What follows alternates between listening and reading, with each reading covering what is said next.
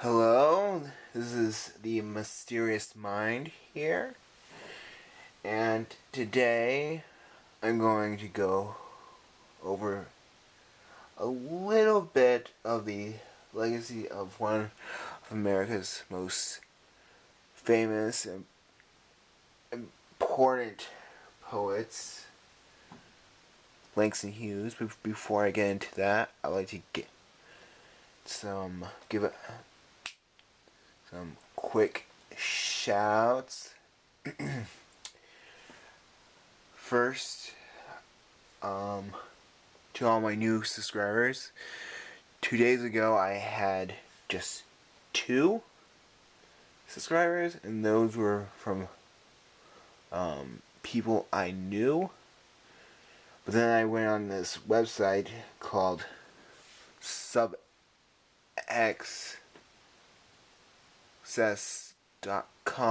The link will be in the description. You can check it out for yourself. It's a great way to get subscribers.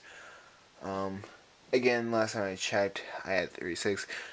By the time this video airs, I'll probably have more. It's a very simple way for YouTubers to interact and get each other to subscribe to one another's channel. Next shout I'm going to do is to my aunt Jamie Chrisman. Her birthday was today. The day that I'm filming, not the day that this video is posted. And that's all the shouts I can think of. Anyway, I'm very pleased to have so many new subscribers, even if they are just subscribing for the same reason I subscribed for so many others, mutual benefits. Regardless, thank you, welcome aboard, and I hope you like my channel. Now, getting straight to the point, because I wanted to keep this fairly short, I am going to go over some little bit of Lanston Hughes' legacy that he left. You see on the display here, I have 3 examples. There's, from left to right, political plays of Lanston Hughes with introductions and analysts of Susan Duffy. Only Heaven. I don't know if you can read it, but Ricky Ian Gordon wrote a album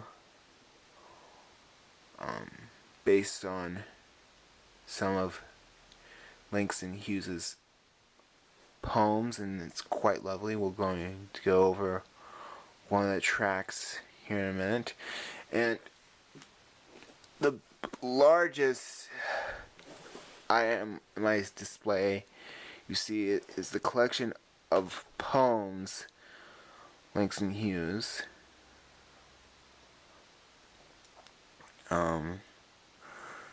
edited together by Arnold Rampensad, who also wrote a 2-volume biography of Lanston Hughes.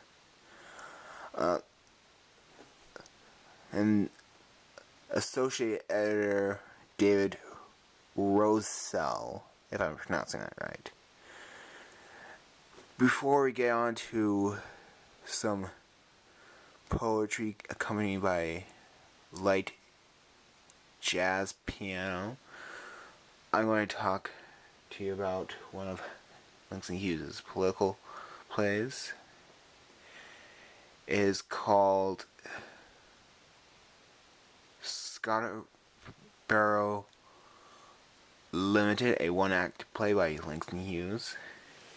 It's really more of a sketch than a play. It starts off with 8 black boys and 1 white man. The black boys are chained together like if they're in a chain gang. White man, excuse me, I'm sorry, yells at the black boys saying, "What the hell are you doing here?" They explain that they're trying to show how black people are oppressed and suffering and are being treated unfairly compared to white people who have all the jobs, all the privileges, the rights that black people don't have. Black people can't find work, they can't get education. And then the scene changes, the chains break away. Somehow the black boys get on a train. It's kind of a very loose storyline. They get on a train, but something happens. The train stops. They find themselves in Alabama.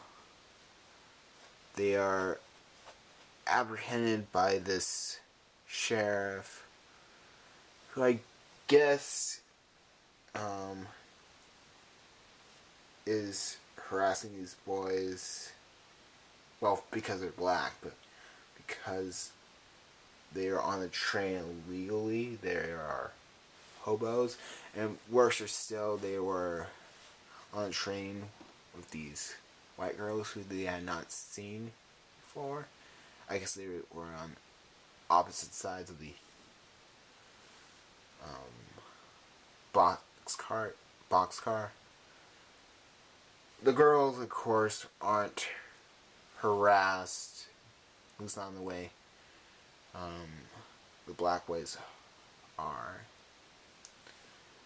They aren't, they aren't harassed for being on a boxcar illegally. The sheriff just asked where they were going.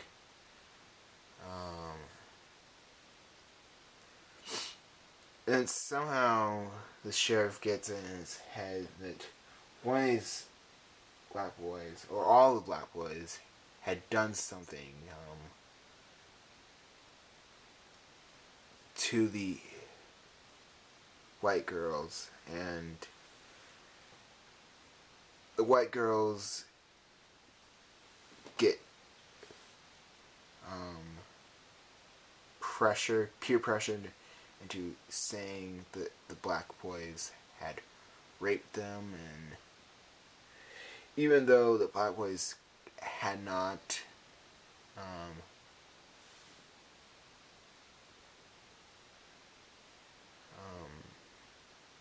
the black boys go to trial, they are found guilty of using guns to rape the 2 white girls.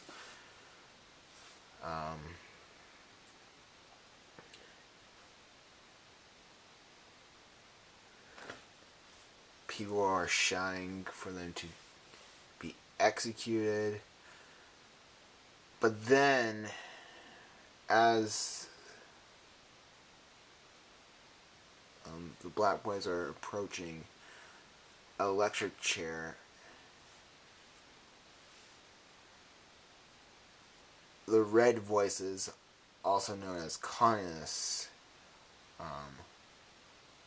stand up for them. And they say that the colonists will speak for you, send a lawyer for you, and somehow it gets a little bit more abstract. And the play ends with Black Boy saying, "This isn't how it needs to be. There's another way." And apparently, from the play perspective, that way is probably communism. And it's just kind of ambiguous. It doesn't appear. It appears as if the Black Boys are rescued from the lecture chair by the support of the communists. They break free from their oppression, and they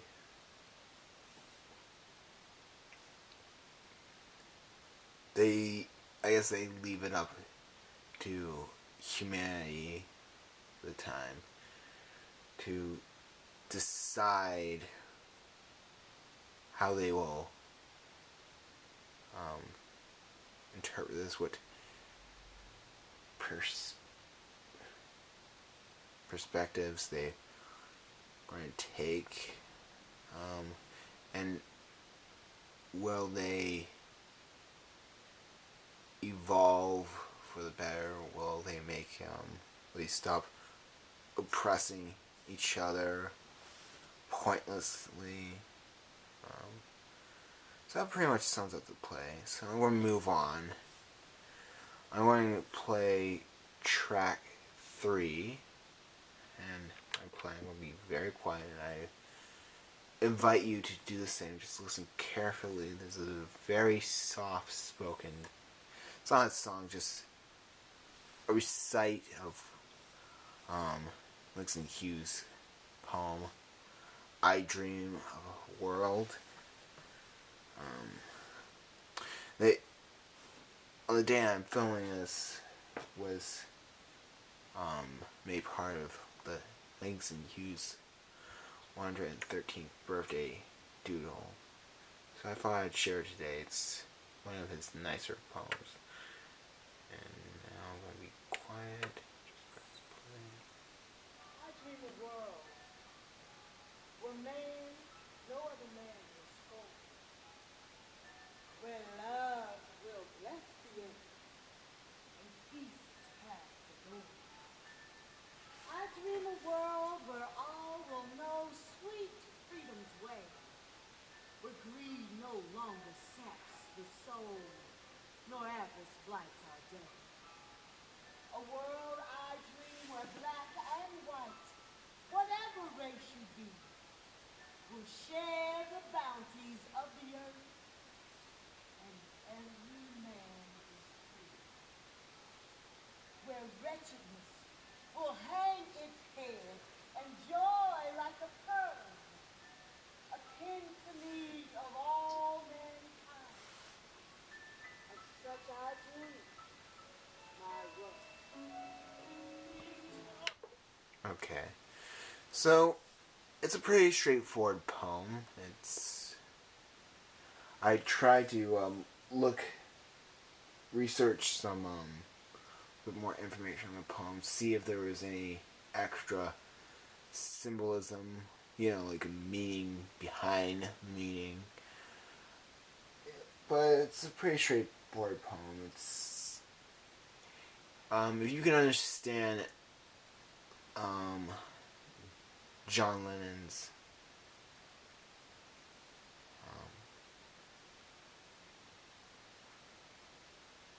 Imagine, you can understand this poem. It's basically Lanston Hughes is dreaming of a world where no one is cruel to each other. There is no bigotry. There's no more greed.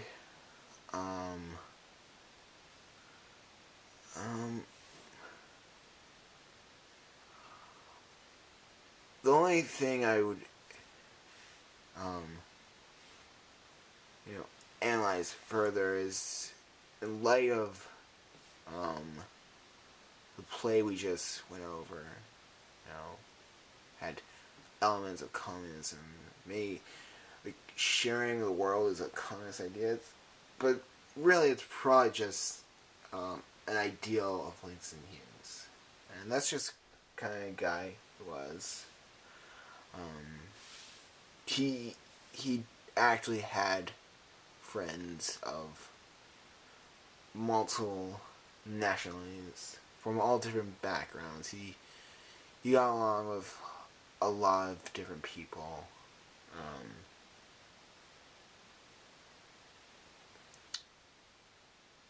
and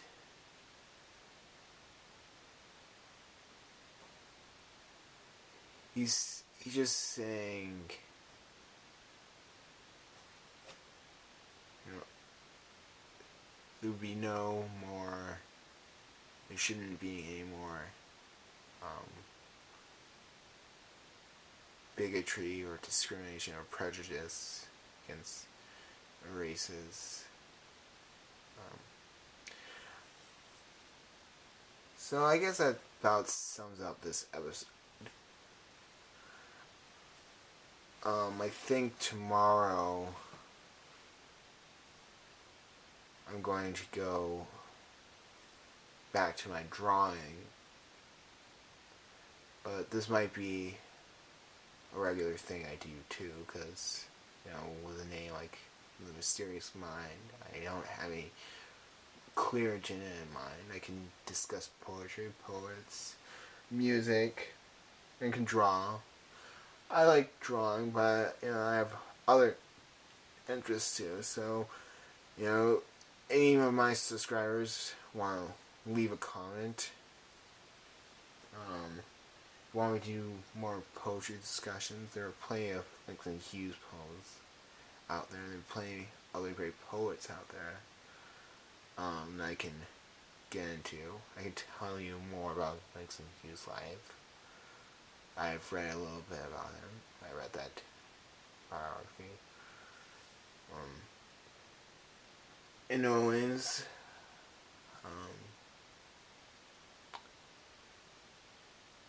trying to get the best quality videos I can possibly get. So if you have any suggestions that would be helpful, just constructive criticism, please. And that's it. Take care.